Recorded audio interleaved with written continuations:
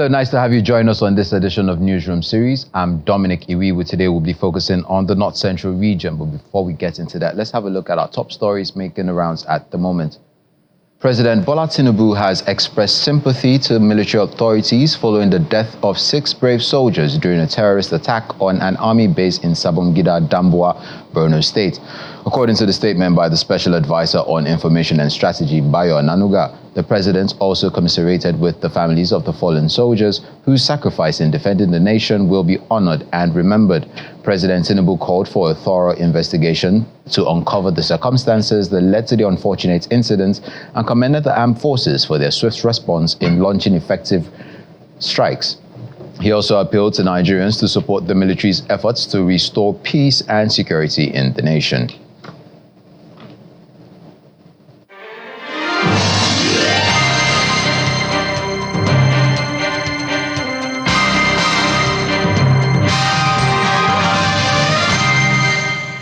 We start off in Benue State, where the Nigeria Police Force have announced the death of 3 kidnappers who were neutralized on the 31st of December at Kwande local government area of Benue State during a hostage rescue operation. A statement signed by the Force Public Relations Officer ACP Olumuyiwa Adejobi says police operatives of the Vandieka Police Divisional Headquarters, Benue State, received a distress call concerning the kidnap of one Tor Gaji by unknown gunmen at the Kwande local government area of the state.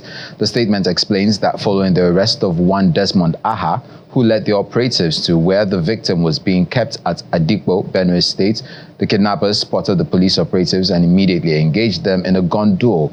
And in the ensuing confrontation, officers were able to neutralize 3 of the suspects, while others fled with bullet wounds.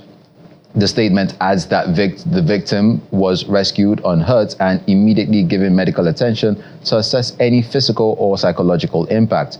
The statement further adds that in a similar operation in Nasarawa State, police operatives rescued 2 other hostages who had been captured by kidnappers. The Federal Ministry of Agriculture and Food Security has commenced intervention in wheat farming with distribution of subsidized inputs to farmers in Plateau State. Plateau State Coordinator of the ministry, Steve Doe, explained to journalists in Boko's local government area that the intervention under the National Agricultural Growth Scheme and Agro Pocket is part of the federal government's efforts in addressing the food security challenges by encouraging farmers with subsidized fertilizers, seeds, and agrochemicals to boost yield and food sufficiency. No fewer than 950 wheat farmers are to benefit from the federal government's intervention to boost wheat farming in Plateau State. The farmers have already commenced cultivation of farmland at Tenti Special Cluster in Barkin Ladi local government area of the state, where they were grouped into clusters for effective management. Specifically targeted for dry season farming, the 200 hectares farmland has a dam for irrigation and other accompanied equipment to facilitate cultivation and planting of the seed and expectation of a bumper harvest. You have seen the already cultivated farms. We're talking about over 200 hectares prepared for just wheat. And we have other places, locations. Like we have the Shen, where we did the last productions of the same wheat last year. We have seated there also 100 hectares prepared, ready for this business. And of course, we have VOM. Also, we have about 80 hectares also prepared for this same business. And we have Mangu local government, where we can go after here to see that wheat have already come up very, very beautifully well. The same thing in the next 1 month, when you come here, you will see green everywhere here. Agriculture and food security highlights some of the areas the government is providing assistance to farmers to encourage them to do more. For this particular special cluster, which is the Denti Special Cluster, 600 farmers are expected to redeem their inputs here And as you can see, each farmer is supposed to be cultivating with this intervention 0.5 hectares. But as a special cluster, if we go by 0.5 or 600 benefiting farmers, we are only talking about 300 hectares.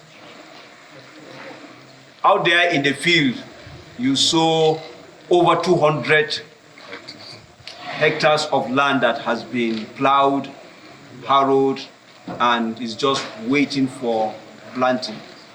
And by the grace of God, in the next 3-4 days, the planting exercise will be over.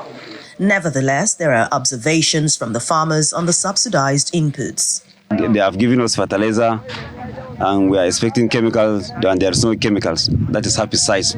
So it is the chairman of the cluster that is putting his effort to see that maybe he can provide us with those things like the chemicals. But the other people that did it last year, they gave them fertilizer and chemicals. But this time around, there is no chemical. Farmers are presented with agricultural inputs ranging from fertilizer, seeds, and other agrochemicals after processing the required documentation. Staying in Plateau State, the wife of the governor, Mrs. Helen Muftuang, has disbursed cash donations as part of this year's annual Renewed Hope Initiative support scheme. Mrs. Muftuang stated that the program was designed by Nigeria's First Lady, Mrs. Oluremi Tinubu, to enhance the welfare of elderly citizens in the country. She says that 250 citizens aged 65 and above, including veterans from the military and members of the Police Officers' Wives Association, would benefit from the scheme. Persons aged 65 years and above, selected from the 17 local government areas of Plateau State, North Central Nigeria, are beneficiaries of the Renewed Hope Initiative's Elderly Support Scheme, a non-governmental organization run by the Office of the First Lady of Nigeria. The intervention scheme also incorporates the defense and police officers' wives as beneficiaries with eligibility for support based on current health conditions, economic status, as well as age. Thank you very much, ma'am. Wife of Plateau State Governor Mrs. Helen Muftuang, who represents Nigeria's First Lady, Mrs. Oluremi Tinubu, emphasizes that the program is a commitment to the well-being of the elderly and enjoined beneficiaries to imbibe healthy lifestyles. This program is designed to support the welfare of our elderly citizens annually. The governing board of the Renewed Hope Initiative has decided to increase the grant from 100 to 200 this year. To this, free medical checkups and other sundry items will be provided. I commend all our state first ladies, state coordinators and partners for their efforts in making this day a reality. I congratulate all our senior citizens who have been selected as beneficiaries. I urge you to remember to prioritize your health. Eat well, stay hydrated, do little exercises like walking and getting adequate rest. Spend quality time with loved ones. Do what you enjoy and makes you happy. Some of the beneficiaries expressed appreciation for the intervention, which they agreed will assist in attending to financial needs in the family, especially at this period of economic hardship. I feel so happy, and I give kudos to Her Excellency, the wife of the President of the Federal Republic of Nigeria. She did very well for selecting the elderly to reach out to them. I'm full of joy at this very particular moment. I'm very much happy. I'm very much grateful.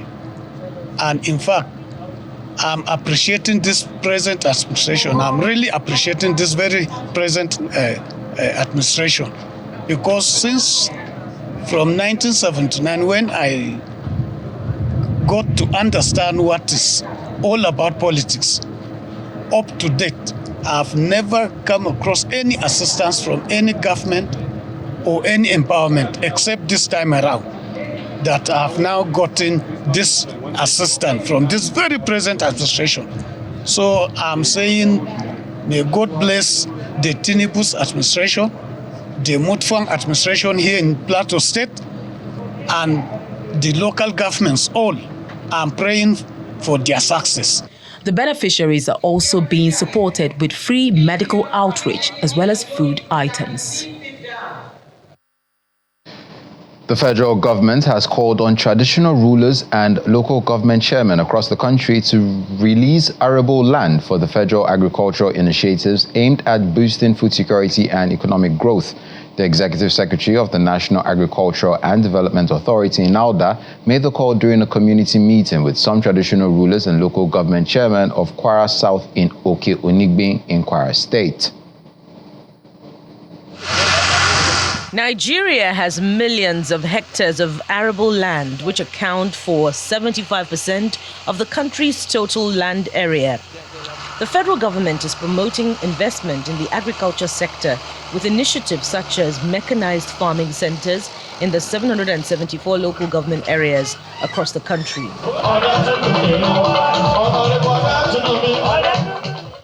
As part of this campaign, the federal government is engaging traditional rulers and local government chairmen in Oke-Onigbin, Kwara State, through the Office of the Executive Secretary of the National Agriculture Land Development Authority, NALDA. NALDA is appealing to traditional rulers to collaborate with the federal government in this regard. Aside from farming activities, the land will also include health centers, schools, and financial inclusion hubs. Call on all the traditional rulers to understand that holding on to land doesn't help your community. You have to open it up to investors, open it up to institutional investors, most importantly, open it up to government so we can assist. And because at the end of the day, when we do these programs, we are not farming as government. Government is not in the business of business doing. We are only facilitating and making it easy. We are doing the heavy lifting. So it's still the indigents of those communities that would now come and farm on those prepared lands. One of the traditional rulers praises the initiative, which he believes will improve the economic well-being of the people. This place also is good for the agriculture. So people are coming from even northern and Hausa people and some other people. They are here plenty. Even Igbo people, they came here to come and farm. And I'm saying, so that is why we still want the federal government to do more. The chairman of OFA local government gives assurance that he is ready to partner with the federal government. We have been informed ever before now that we should go and look for a very big land that the federal government wants to assist the government of the government that are very closer to the people. You understand? To create more employment and more food to the people of Nigeria. So we have gotten about 1,000 hectares of land in my own local government now that this NALDA is ready to assist in making production of this agriculture very mass for the people.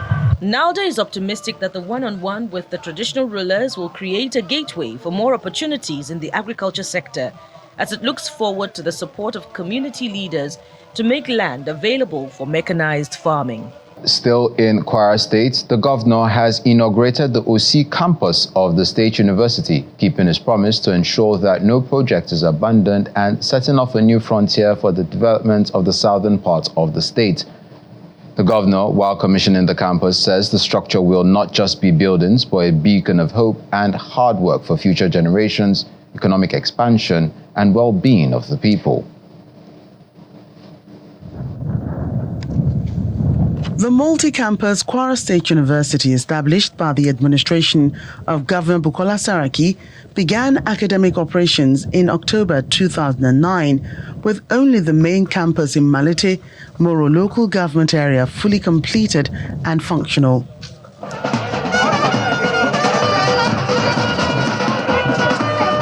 The policy of the present administration under Governor Abdurrahman Abdulrazak to ensure that no project is abandoned led to the completion of the OC campus, which is being commissioned. Was commissioned by His Excellency Abdurrahman Abdurazak, the OC campus of the Kwara State University, on this day, 8th of January 2025. The governor, who is visibly happy with the project, says it's a testament to his pledge not to turn the state into what he calls a mortuary of projects. What matters to him is the progress of the state and not its political history of projects. We have again sent the signal that what matters to our administration is the progress of our state, not the political history of any project. Today marks the culmination of years of commitment, resilience, and collective resolve to expand access to quality education in Kwara State. The journey has been marked by significant challenges, including substantial inflation. This project started under the previous administration. It was later abandoned due to financial, logistic, and administrative hurdles under the same administration. We promised never to abandon it, and what you see here bears testimony to the power of strategic planning, prudent resources management, determination, and good conscience.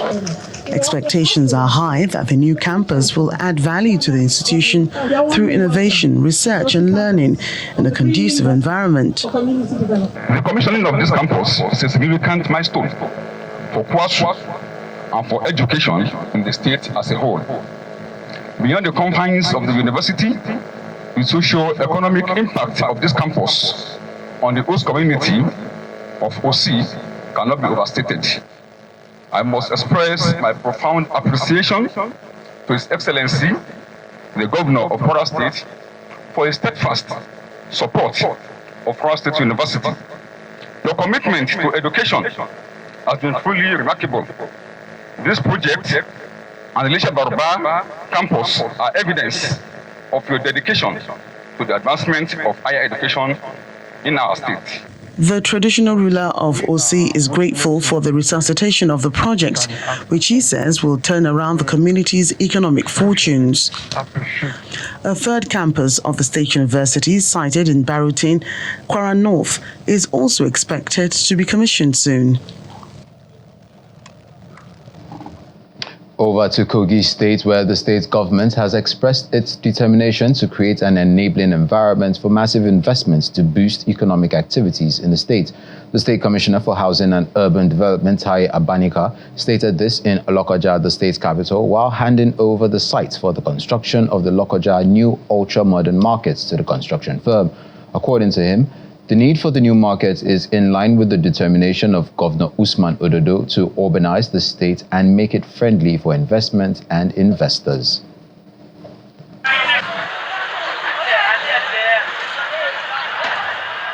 Lokoja International Market was constructed by the administration of former Governor Ibrahim Idris at the cost of 4 billion naira and commissioned in March 2010 by former President Goodluck Jonathan. 15 years after, the market is still being used, but the present administration of Governor Usman Ododo is not satisfied with the location and is flagging off another at Crusher to be known as Lokoja Ultra Modern Market, where traders at the international market will be relocated to. We have come to witness the handing over and taking over of the site, the proposed site for modern market for Kogi State, Lokoja.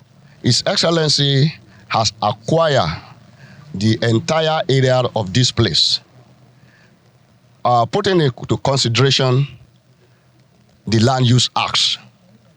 What is supposed to be done, everything has been carried out. All the interest in the area acquired has been settled because the compensation has been paid. Other government officials believe that the new market will open up economic development in the area, as they explain the rationale behind the relocation. When completed, it's going to be a digitalized market. It's a market that is covering a huge land of about 15 hectares. And you can imagine the conglomerate of buildings and all facility that's going to be in that market. It's going to be one of the best one in Nigeria, if not in Africa. It was a good vision to tap into the benefits of the location of our estate and create a commercial hub around Kogi State. It's a very good vision. Highlight of the event is the handing over to the contractors as work starts immediately. The three of us jointly present this to the company on behalf of His Excellency. Yeah, you can go ahead. You can touch. You can touch. Right. On behalf of His Excellency Alhaji Ahmed Usman Ododo, we hand over this site to the most responsive company. Thank you and God bless you. As we commence this project today, we would like to assure everybody, including His Excellency, the Executive Governor of Kogi State, Alhaji Ahmed Usman Ododo, that SABC will not disappoint any of the stakeholders. What we try to do and what we'll try to assure you that we're going to do now is your entire expectation, we will try to exceed your expectations. The project, which will be executed on 25 hectares of land, is expected to be completed in 36 months, complete with modern facilities to drive development. Staying in Kogi State, Governor Usman Ododo of Kogi State has signed a total of 582.4 billion naira as the 2025 budget for the state.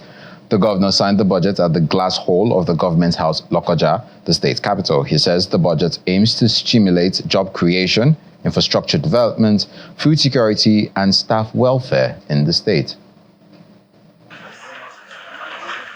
Members of the Kogi State House of Assembly are joined by government officials at the conference hall of the Kogi State Government House to witness the signing of the state's 2025 appropriation bill into law. Governor Usman Ododo arrives and exchanges pleasantries with some of the dignitaries present.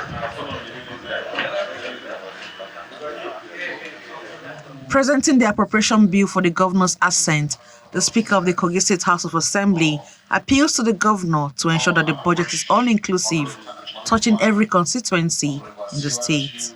In accordance with the budgetary provisions, it is my pledge that the House will, in its usual spirit of unity, provide the needed legislative support in ensuring the achievement of the desired inclusive development of Kogi State, while also appealing to Your Excellency to spread your proposed inclusivity of development in Kogi State to the various state constituencies through the state constituency project for the state legislature.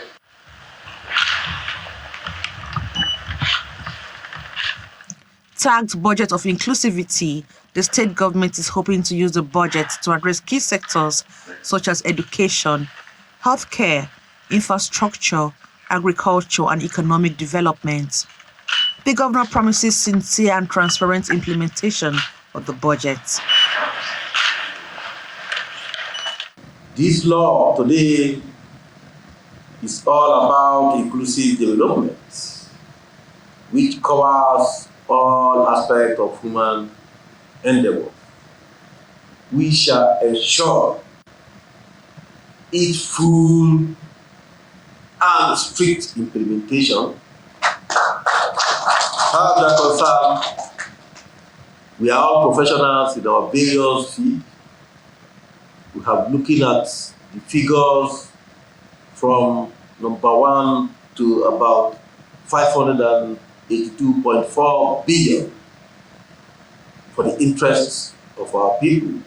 The 2025 budget estimates 582.4 trillion naira represents a 43.34% increase from the 2024 budget.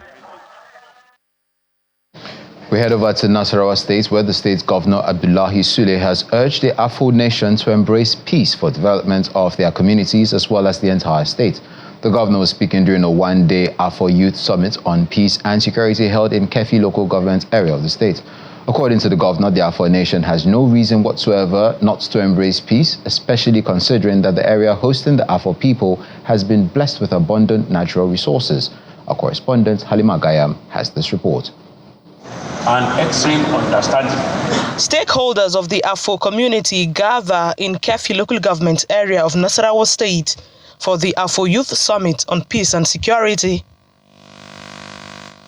Governor Abdullahi Sule and former Governor Abdullahi Adamu are attending the summit organized by the Nasarawa Peace and Prosperity Project through law in conjunction with Afo Youth Mobility, Coalition of Afo Professors and Center for Community Actions for Peace and Development.